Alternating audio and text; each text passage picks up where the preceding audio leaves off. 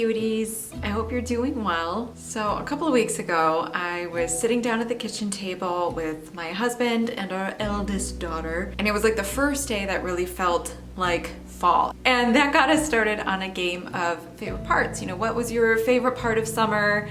What are you looking forward to in fall? And during that game, I realized that I don't really remember much of this summer. And I feel like that happens to a lot of us. Summertime is when there's a lot of activities, we're getting out and about, we're meeting up with people, we're so busy. Now we're headed into my favorite time of the year. It's the Burr months. I just think it's such a special time of reflection and connection, and gosh, I would just really hate to get to the new year and to look back on this season and think, God, I don't remember any of it. So in order to prevent that, in order to invite myself and you as well to slow down and enjoy it a bit, I thought it would be really fun to take a week just carving out a little bit of each day to both prepare for and welcome in the season ahead and just feel it fully. If that sounds good to you, make sure you get yourself a hot cup of something. I have apple cinnamon tea here and it rocks. It rocks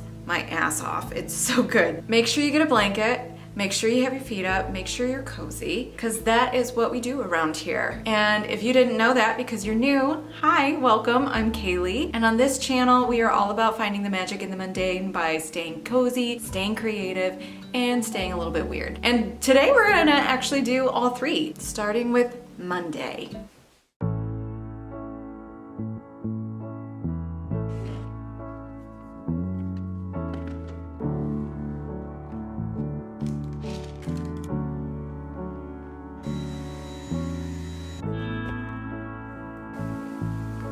A funny kind of paradox about me is that I am an early riser. I like to get up early, but I'm also a slow riser. I like to just ease into my day, ease into my week, and that's what I like Monday. I always view Monday as like a slow, chill day where you are just getting into the flow, easing into it. So for that day, what I decided to do was kind of give my house just an energetic reset. One of the ways I really enjoy doing that most is just a declutter.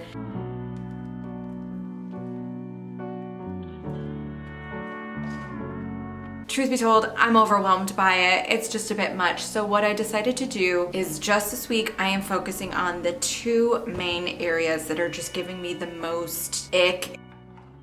And that was my kids' toy cabinet and our hallway cabinet, which we use to store our like bathroom stuff, like our toiletries and you know, whatever.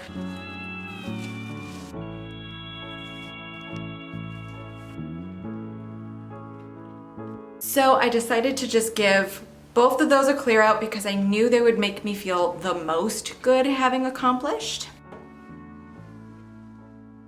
After I did the decluttering, I decided to do an energetic declutter. I wanted to cleanse the energy of my home and just give my space a refresh and to uplift and brighten the way that it felt in here and just infuse our home with the vibes that I want to have going into the back end of the year, especially as the weather gets colder and we're gonna be spending more and more time in here. The first one I did was a carpet cleanse.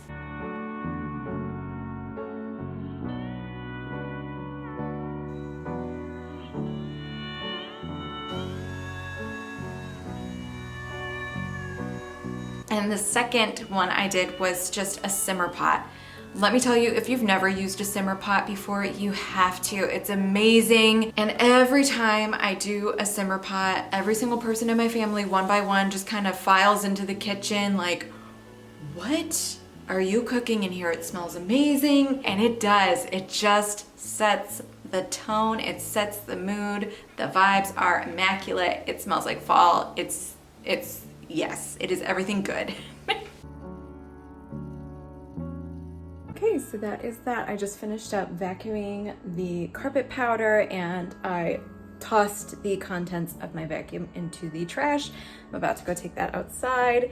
And apart from that, I'm just gonna continue to let this simmer on the stove probably all throughout the day. What I like about these cleanses especially too is everyone in my household is pretty sensitive to smoke, especially my little ones. We get headaches, it just bugs us a bit. So although I do enjoy using herb bundles or incense, sometimes it's nice to have a way to just energetically cleanse your home that doesn't involve smoke. So especially if you are somebody, like if you live in an apartment or you are also sensitive or share a household with somebody who is sensitive to smoke, these are great options. So I'm just gonna enjoy the smells throughout the day, and with that, I'll see you guys tomorrow. Bye.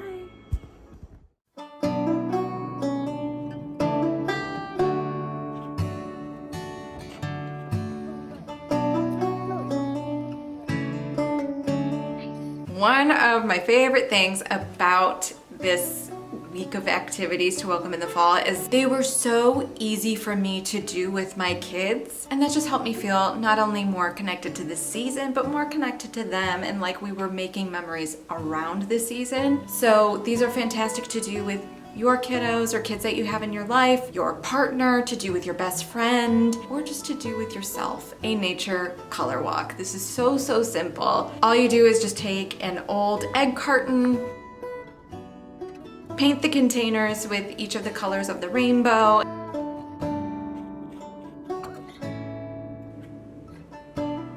and then head out into nature and see what colors you can find.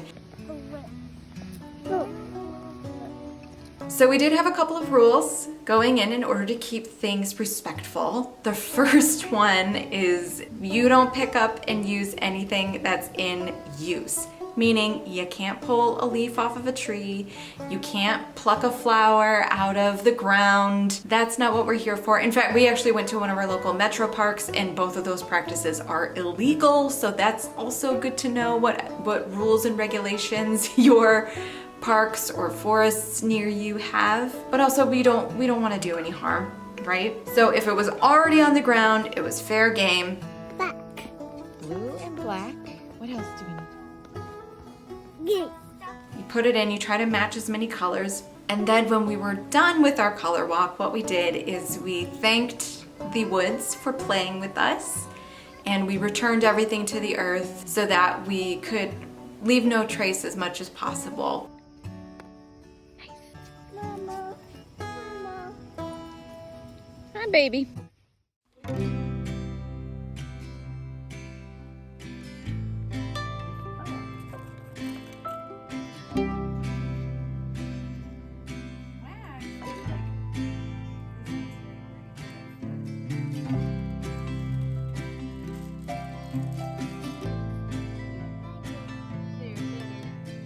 Okay, so we did the color walk, we returned everything to nature.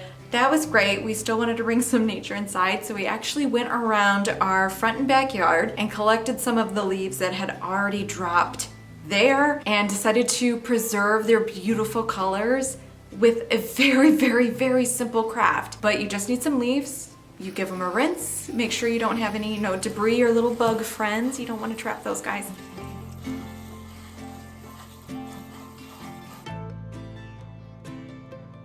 Give them a pat dry with some paper towel. And they're done. They go in the big leaf pile. Take a piece of paper towel, lay it down on a surface. Take a piece of wax paper, lay it on top of that. Add your leaves. Another piece of wax paper, another piece of paper towel. What do you think? Does that look good? Yeah, that looks good. All right, here we go, pal. And then your iron on the lowest heat setting possible. And then you just press those leaves. The name of the game is low and slow here, so that the wax from the wax paper can transfer onto the leaves. More? Oh yeah, this one's pretty waxy. Oh yeah, and so is that one. Yeah. And let me just tell you, doing this brings out that natural fall smell in the leaves, that almost campfire smell. It smelled so good in my kitchen doing this. I loved it. And then the end result is so beautiful. They get a nice wax coating that helps to preserve the leaves. And honestly, we just put them in a dish. They looked really good. You can also shuffle them around on your mantle or just kind of leave them strewn about as decor. I'm actually going to use them to make lanterns. If you're interested in learning how to do that, that is actually going to be the workshop craft for this month on my Patreon. The link to that, if you're interested in attending, will be in the description box below.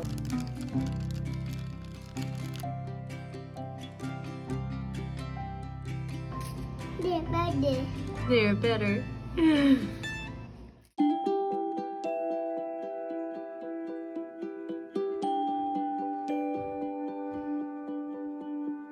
You know I had to be done. It's not a cozy fall video without some baking. Oh, I don't think we need rice. Rice. Yeah, I don't think we need rice. Hi, Mom. Hi, sweetie. I think we might have missed the bowl a little bit. Whoops, hold on, don't put that in the bowl. No.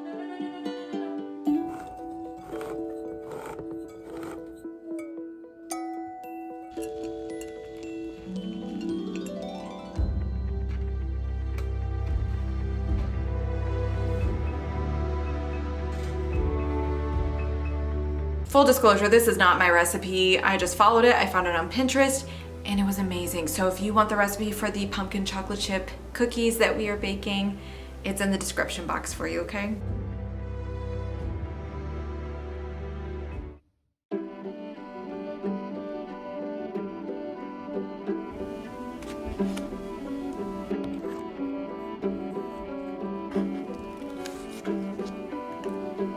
So the tarot for me has been a very on and off practice. I'm really learning that I struggle with trusting my intuition. I've gotten to a point where I can do a reading for myself and I know what's being communicated to me and I get what the message is, but for some reason, I just feel like, oh, I just gotta check. I just have to look that up and make sure that it's right. So it's just like, I just gotta trust myself.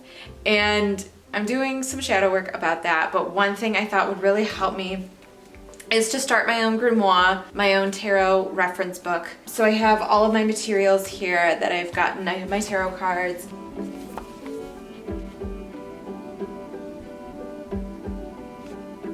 I've used a lot of reference books for tarot. This one is the one that I enjoy the most. This is Tarot No Questions Asked by Teresa Reed. Mostly I like it because she has little tarot sizes in them, which I haven't come across any other source that has encouraged me to really connect and think about tarot in the same ways that this book has. I have a lot of notes that I've written in this book specifically, so I'm gonna transfer a lot of those to my grimoire, and I am by no means going to finish this today. I think I want to take some time throughout this season. My goal with this is that if I'm going to doubt myself and feel like I need to just double check a meaning or an interpretation or a feeling, I'm going to be chunking that with my own words.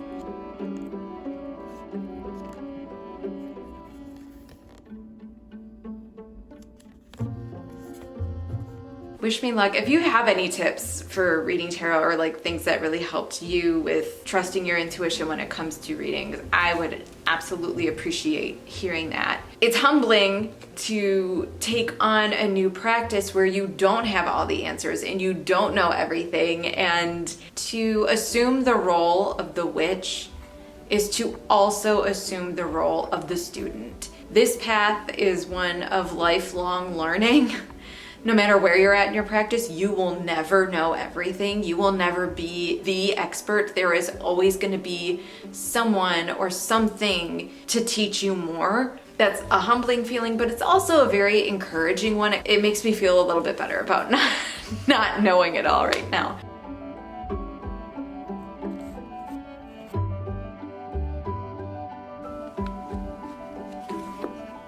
So like I said, I will keep you posted on my tarot journey and how that grimoire? Advise your girl on pronunciation for that below. If you're interested in keeping tabs on that, then subscribe to my channel if you're not already, because I do fully intend to share more, not only about my tarot journey, but just my witchcraft practice in general, and also more videos like this where we like to stay cozy and stay creative. So if you're team cozy, creative, weird, this is your place. We are your people.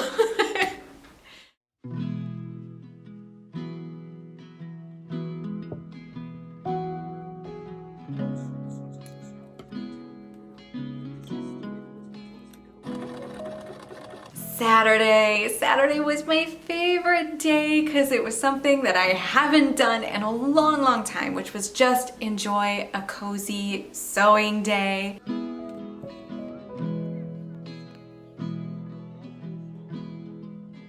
If you're a sewist, if you're a maker, somebody who just doesn't have time for a full-blown project, I beseech you to do just a mini project. A thrift flip, an upcycle, do a coloring book or something, and set yourself up with your cozy drink, set yourself up with a candle, set yourself up with the vibes, either a good playlist or a good comfort show for the season. The way it uplifted my spirit, the way that it set my soul on fire, it felt so good to do. I needed it. I didn't even realize how badly I needed it until I actually did it. So.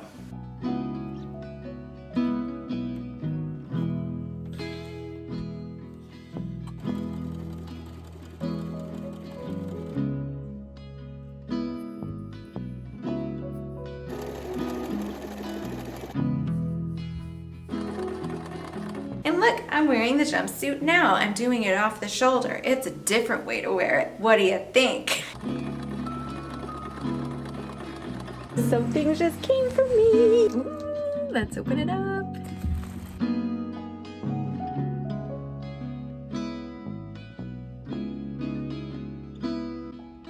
It's so delicate and pretty. Oh, it's just in time for spooky season 2. I'm gonna put it on right now. Hands down, my favorite day of the week.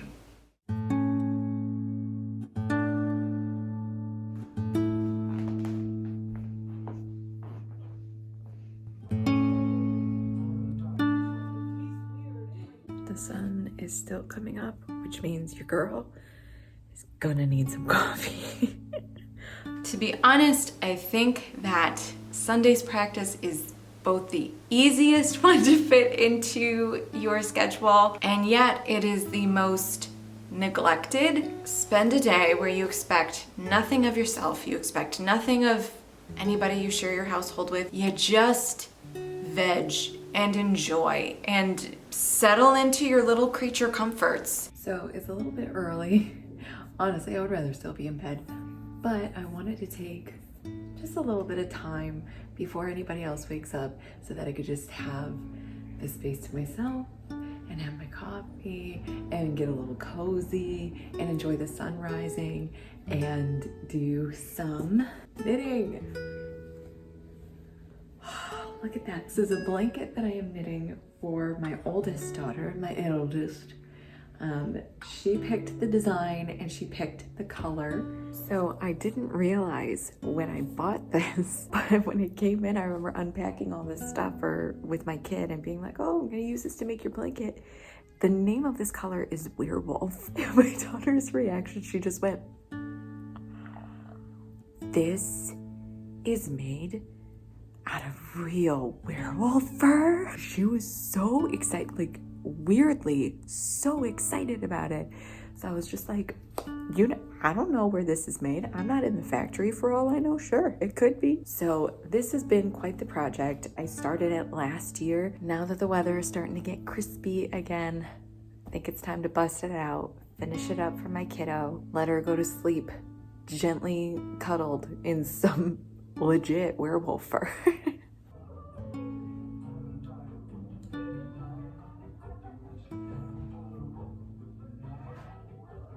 Knitting and indulging in my little witchy reads and movies and just enjoying the day and being alive and just being, not having to do, not having to produce, but just being. When is the last time you allowed yourself to do it? Honestly, I hope you're doing it right now as you watch this video. That is where the magic is, truly.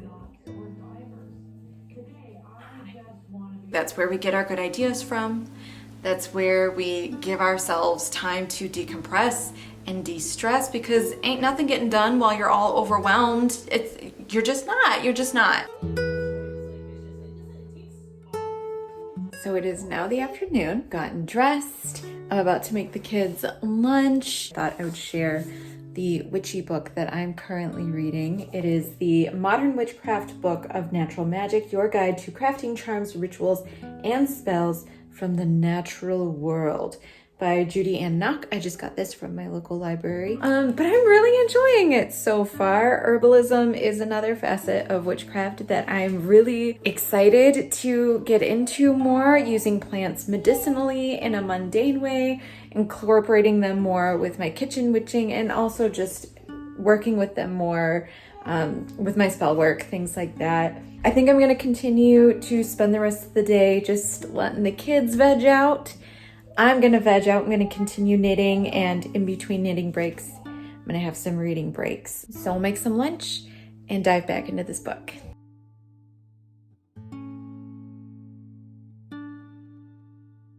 Anyway, I care about you, and I really enjoy spending this time with you, and I want you to be okay and cozy and comfortable and feel lovely and beautiful things, because you are lovely and beautiful, and you deserve a break. So give yourself a break, okay, cutie?